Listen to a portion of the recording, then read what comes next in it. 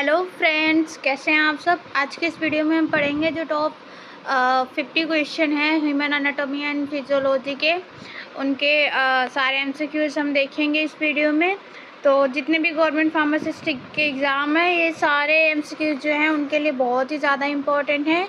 So please like share and subscribe the channel. हमारे जो first MCQ है वो देख लेते हैं। वो क्या है? The word cell was first introduce by. इसमें क्या पूछा गया है? जो फर्स्ट वर्ड जो सेल जो होता है उसको सबसे पहले किसने इंट्रोड्यूस किया था? तो हमारे जो रॉबर्ट हुक थे, उन्होंने क्या किया था? उन्होंने ही सेल को फर्स्ट डिस्कवर किया था। ठीक है, तो रॉबर्ट हुक जो होगा वो राइट आंसर हो जाएगा हमारा। ठीक है, नेक्स्ट क्वेश्चन हमारा, the nucleus was first discover by. देखिए, जो न्यूक्लियस होता है उसको फर्स्ट किसने डिस्कवर किया था, ये पूछा गया है। तो रॉबर्ट ब्राउन जो थे, उन्होंने न्यूक्लियस को फर्स्ट डिस्कवर किया था। ठीक है, नेक्स्ट क्वेश्चन है हमारा, the plasma membrane is mainly composed of. इसमें क्या पूछा गया है? जो प्लाज्मा मेम्ब्रेन होता है वो मेनली किसका बना होता है? तो वो जो होते हैं मेनली फॉस्फोलिपिड के बने हुए होते हैं। ठीक है, so option C is the right answer. Next question में पूछा गया है, the ribosomes are present on the surface of. देखिए, राइबोसोम्स के सरफेस पे क्या प्रेजेंट होता है? तो एंडोप्लाज्मिक रेटिकुलम प्रेजेंट होता है। क्या प्रेजेंट होता है? एंडोप्लाज्मिक रेटिकुलम प्रेजेंट होता है। ठीक है, नेक्स्ट क्वेश्चन में पूछा गया है, smooth surface endoplasmic reticulum is associated with. जो स्मूथ सरफेस होता है एंडोप्लाज्मिक रेटिकुलम का, वो किससे एसोसिएटेड होता है? किसके साथ? तो स्टेरॉयडल हार्मोन सिंथेसिस के साथ जो होता है ये एसोसिएटेड होता है। Okay, so option C is the right answer. Next question में पूछा गया है, गोल्जी अपैरेटस जो होता है वो कंसर्न किया जाता है किसके लिए? सिक्रेशंस के लिए। गोल्जी अपैरेटस किसके लिए कंसर्न किया जाता है? तो एज ए सिक्रेशंस के लिए कंसर्न किया जाता है। ठीक है, नेक्स्ट क्वेश्चन हमारा, प्रोटीन इज सिंथेसाइज्ड बाय।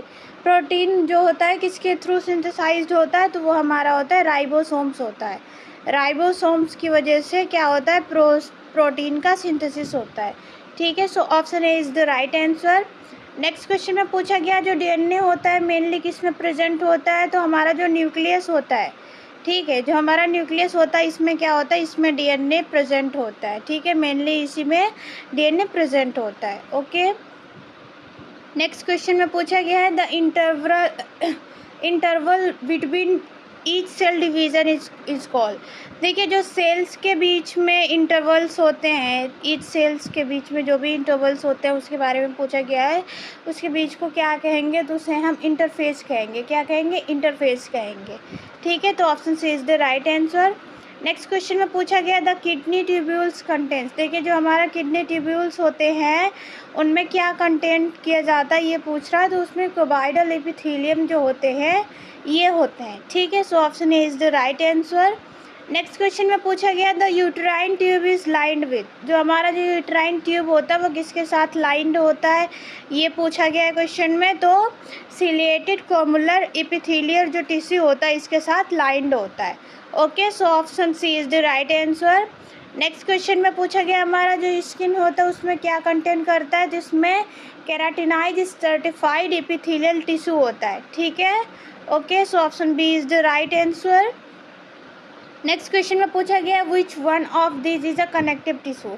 देखिए, कनेक्टिव जो टिश्यू होते हैं वो कौन से होते हैं? इनमें से कौन सा है? तो हमारा जो ब्लड होता है, ओके, जो ब्लड होता है हमारा वो क्या होता है? वो blood is a connective tissue. ठीक है, तो ब्लड जो होगा हमारा राइट ऑप्शन हो जाएगा। नेक्स्ट क्वेश्चन में है, mast cell are responsible for release of. इसमें क्या पूछा गया है? जो मास्ट सेल होते हैं वो किसके लिए रिस्पॉन्सिबल होते हैं? किसके रिलीज के लिए रिस्पॉन्सिबल होते हैं? तो सेरोटोनिन जो होता है वो किसके थ्रू रिलीज होता है? वो मास्ट सेल जो होता है वो रिलीज कराता है। ठीक है, so option A is the right answer. Next question में पूछा गया हमारा, the tissue responsible for the elasticity and tensile strength.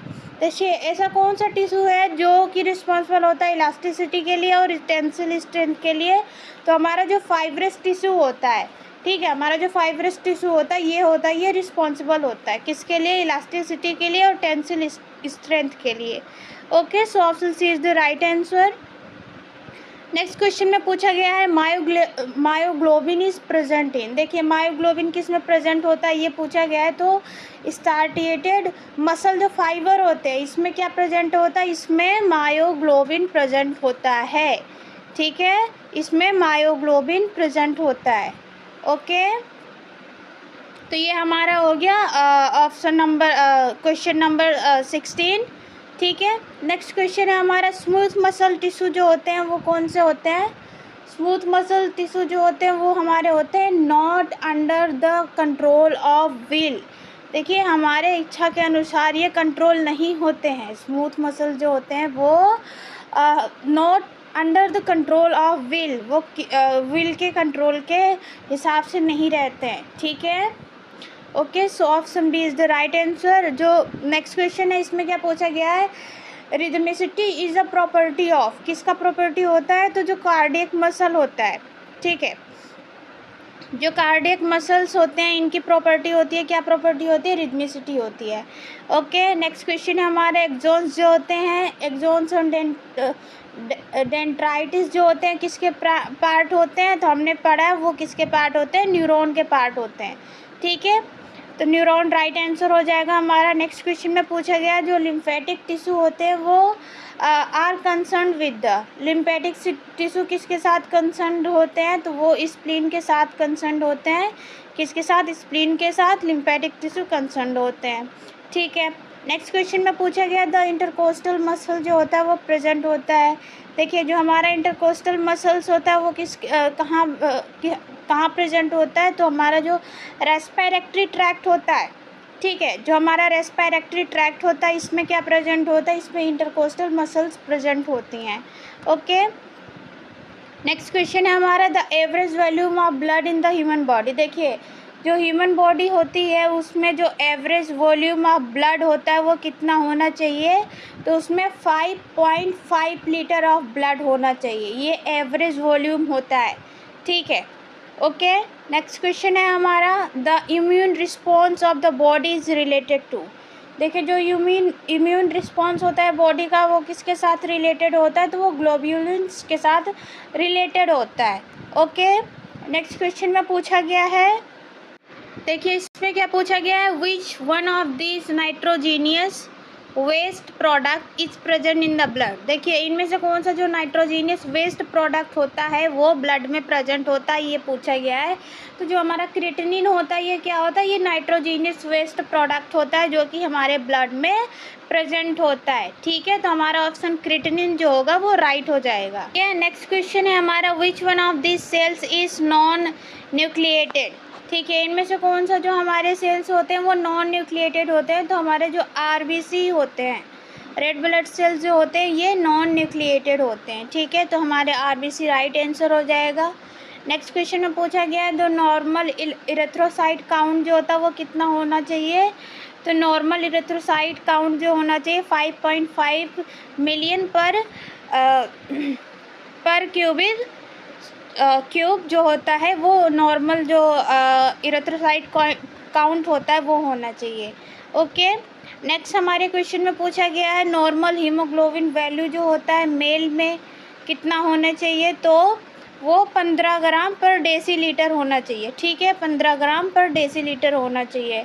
Next question में पूछा गया इरेथ्रोसाइट जो होते हैं वो कहाँ फॉर्म्ड होते हैं, तो इरेथ्रोसाइट का फॉर्मेशन कहाँ होता है, तो इरेथ्रोसाइट का फॉर्मेशन रेड बोन मैरो में होता है। कहाँ होता है, रेड बोन मैरो में होता है। किसका फॉर्मेशन, इरेथ्रोसाइट का फॉर्मेशन।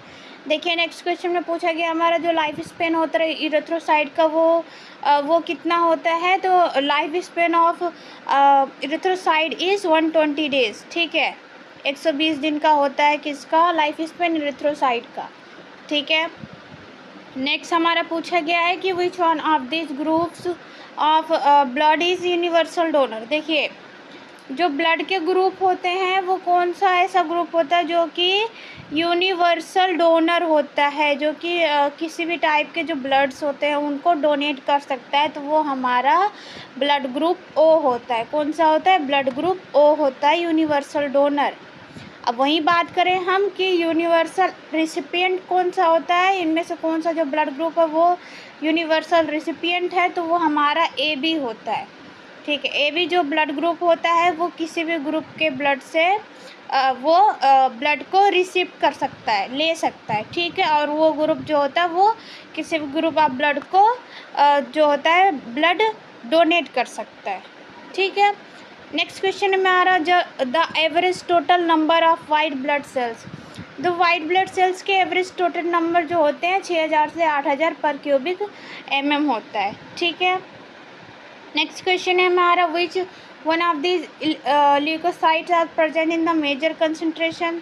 देखिए, इनमें से कौन से ल्यूकोसाइट्स होते हैं जो कि प्रेजेंट होते हैं मेजर कंसंट्रेशन में, तो वो हमारा होता है न्यूट्रोफिल्स होता है। न्यूट्रोफिल्स जो होते हैं वो मेजर कंसंट्रेशन में प्रेजेंट होते हैं। ठीक है, तो न्यूट्रोफिल्स हमारे राइट आंसर हो जाएंगे। नेक्स्ट क्वेश्चन में पूछा गया है फाइब्रिनोजेन जो होते हैं वो कहाँ सिंथेसाइज्ड होते हैं, तो फाइब्रिनोजेन जो होता है वो हमारा लीवर में, कहाँ, लीवर में जो होता है सिंथेसाइज्ड होता है फाइब्रिनोजेन। ठीक है, नेक्स्ट क्वेश्चन में पूछा गया है the average number of platelet per cubic mm of blood is. तो देखिए, जो प्लेटलेट का जो नॉर्मल रेंज होता है वो 2.5 लाख से 4.5 लाख जो होता है वो नॉर्मल रेंज होता है। ठीक है, ये हो गया हमारा प्लेटलेट का रेंज। नेक्स्ट क्वेश्चन में पूछा गया जो पॉलीसाइथीमिया होता है वो क्या होता है, तो इसमें क्या होता है पॉलीसाइथीमिया में इंक्रीज हो जाता है नंबर ऑफ RBC। इसमें क्या होगा, रेड ब्लड सेल्स के नंबर जो होंगे इंक्रीज हो जाएंगे, उसे हम क्या कहेंगे, उसे हम पॉलीसाइथीमिया कहेंगे। ठीक है, नेक्स्ट क्वेश्चन में पूछा गया मेगेलोब्लास्ट जो होता है मैक्रोसाइटिस एनीमिया जो होते हैं वो किसकी वजह से होते हैं, तो वो डिफिशियंसी ऑफ विटामिन B12 और फोलिक एसिड की वजह से मेगेलोब्लास्टिक एनीमिया हो जाता है। ठीक है, so option C is the right answer. Next question है हमारा थ्रोम्बोसाइटोपेनिया जो होता है वो किसकी वजह से होता है, तो थ्रोम्बोसाइटोपेनिया में क्या होगा, जो हमारा प्लेटलेट का काउंट होता है जो कि नॉर्मल काउंट अभी हमने देखा 2.5 लाख से 4.5 लाख होता है, इसमें क्या होगा, ये डिक्रीज हो जाएगा काउंट। ठीक है, 2.5 लाख से मान लीजिए 1 लाख हो गया, 1.5 लाख हो गया, जो 2.5 लाख से जब कम हो जाता है decrease number of platelet count is called thrombocytopenia. ठीक है, नेक्स्ट क्वेश्चन में पूछा गया है the clotting of blood is due to. देखिए, ब्लड की जो क्लॉटिंग होती है वो किसकी वजह से होती है, वो रीज़न पूछा गया है यहाँ पे। तो ब्लड की क्लॉटिंग जो क्लॉटिंग होती है वो होता है प्लेटलेट जो होता है, प्लेटलेट होता है वो क्या करता है, हेल्प करता है ब्लड को क्लॉट करने में। ठीक है, नेक्स्ट क्वेश्चन में पूछा गया the leucocytes are produce in. Leucocytes किस में प्रोड्यूस होते हैं, तो ल्यूकोसाइट्स प्रोड्यूस होते हैं लिम्फ नोड में। कहाँ प्रोड्यूस होता है, लिम्फ नोड में क्या प्रोड्यूस होता है, ल्यूकोसाइट्स प्रोड्यूस होते हैं। ठीक है, ह्यूमन हार्ट के बारे में पूछा गया कि इसमें कितने चेम्बर होते हैं, तो हम सबको पता है, बहुत ही सिंपल क्वेश्चन है, ह्यूमन हार्ट में 4 चेम्बर होते हैं। ठीक है, नेक्स्ट क्वेश्चन में पूछा गया the blood is propelled to lung for oxygen through. जो ब्लड होता है वो प्रोपेल्ड करता है लंग्स को ऑक्सीजन, ऑक्सीजन किसके थ्रू होता है, वो जो ऑक्सीजनेटेड ब्लड आएगा वो आएगा राइट वेंट्रिकल से जो होगा, ऑक्सीजन जो होगा वो ऑक्सीजनेटेड जो होते हैं वो ब्लड वो वहाँ से पाए जाते हैं। ठीक है, जो कार्डियक साइकिल टाइम होता है ये पूछा गया है, तो वो 0.8 सेकेंड होता है। कितना होता है, 0.8 सेकेंड जो होता है, 8 सेकेंड वो होता है कार्डियक टाइम होता है। ठीक है, कार्डियक साइकिल ड्यूरेशन होता है। नेक्स्ट हमारा आ गया पुरकिंजे फाइबर जो होते हैं वो किस में प्रेजेंट होते हैं, ये पूछा गया है। तो पुरकिंजे फाइबर जो होते हैं वो हमने पढ़ा है कि वो हार्ट में प्रेजेंट होते हैं। कहाँ पे, ह्यूमन हार्ट में जो होता है, हार्ट में पुरकिंजे फाइबर्स जो होते हैं प्रेजेंट होते हैं। अब देखिए द ओनली आर्टरी, ठीक है, वो आर्टरी जो कि कंटेन करेगी डीऑक्सीजनेटेड ब्लड। देखिए इसमें क्या पूछा गया है कि ऐसा कौन सा आर्टरी है जो कि डीऑक्सीजनेटेड ब्लड कैरी करती है, तो वो हमारी होती है पल्मोनरी आर्टरी। पल्मोनरी आर्टरी एक इकलौती ऐसी आर्टरी होती है जो कि डीऑक्सीजनेटेड ब्लड कैरी करती है। ठीक है, क्लियर हो गया। नेक्स्ट क्वेश्चन में क्या पूछा गया है, which one of these act as a pacemaker in a normal routine. देखिए हमारा जो SA नोड होता है ये एज अ पेसमेकर वर्क करता है। कैसे काम करता है ये? एज अ पेसमेकर वर्क करता है। ठीक है, नेक्स्ट क्वेश्चन में पूछा गया, ये भी बहुत ही आसान सा क्वेश्चन है। The word lub dub is related to heart sound. ठीक है, देखिए जो हार्ट का जो साउंड होता है उसमें जो धक धक जो बोलता है उसको जो वर्ड होता है, जो कि साइंटिफिक वर्ड होता है, उसको हम क्या मानते हैं? उसे हम लबदब मानते हैं। ठीक है, लबदब ये क्या होता है? ये हार्ट साउंड होता है। ओके, नेक्स्ट क्वेश्चन पे पूछा गया इलेक्ट्रोकार्डियोग्राम जो होता है वो किसके इंफॉर्मेशन हमें देता है? तो स्टेट ऑफ मायोकार्डियम के जो हैं उनके इंफॉर्मेशंस देते हैं इलेक्ट्रोकार्डियोग्राम्स। ठीक है, नेक्स्ट क्वेश्चन में पूछा गया the amount of blood expelled during each concentration. तो वो कितने होते हैं? वो स्ट्रोक वॉल्यूम होते हैं। ठीक है, ओके, नेक्स्ट क्वेश्चन है हमारा आज का लास्ट क्वेश्चन है ह्यूमन एनाटॉमी एंड फिजियोलॉजी का। जो बैरो रिसेप्टर होते हैं वो कंसर्न किए जाते हैं किसके साथ? कंट्रोल करता है ब्लड प्रेशर को। बैरो रिसेप्टर क्या करता है? ब्लड प्रेशर को कंट्रोल करता है। ठीक है, तो हमारा ऑप्शन है इज़ द राइट आंसर।